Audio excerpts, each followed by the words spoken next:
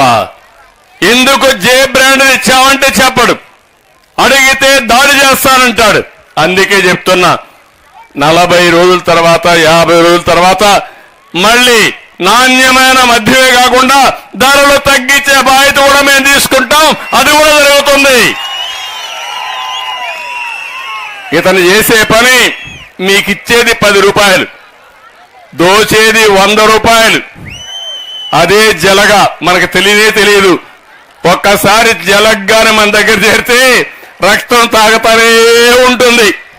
అవునా కాదా? మన కుప్పంలో ఎన్ని దౌర్జన్యాలు జరిగాయో చూస్తున్నారా మీరు?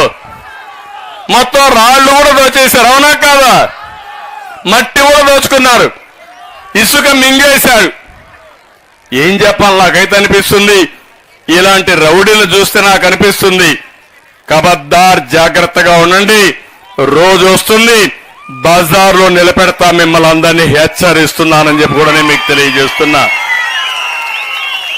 నేను అందుకే ఈరోజు మా ఆడబిడ్డలు కోరుతున్నాను, ఇక్కడికి వచ్చినప్పుడు ప్రతి ఒక్క బూత్కి 1+5 మెంబర్స్ వచ్చారు. 5 మంది, 5 మంది ఇక్కడికి వచ్చారు.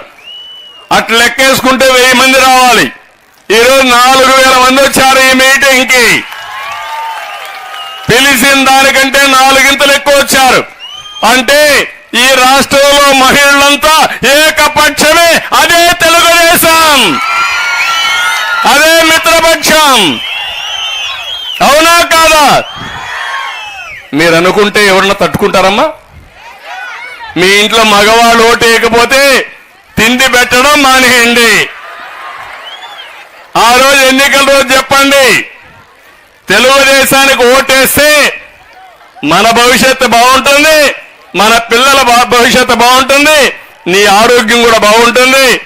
కాబట్టి తెలుగుదేశానికి ఓటేసిరా, ఇంట్లోకి రానిస్తాం, భోజనం పెడతామని మీరు చెప్తే ఎక్కడికి పోరు, మీ దారికి వస్తారు. అవునా కాదా?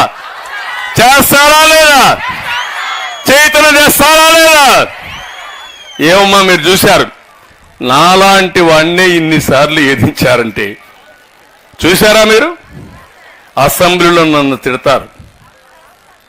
ఎప్పుడూ రాజకీయాల్లోకి రానటువంటి మా మిస్సెస్ని అవమానిస్తారు. ఏ ఆడబిడ్డ అయినా ఆలోచించేది వ్యక్తిగత విమర్శలు ఎవరు భరించరు.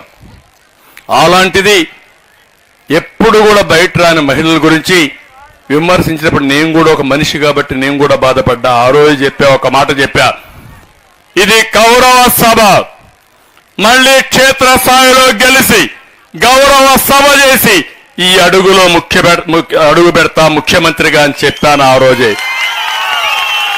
ఆ మాటతోనే బయట వచ్చా, మళ్ళీ నేను వెళ్ళా.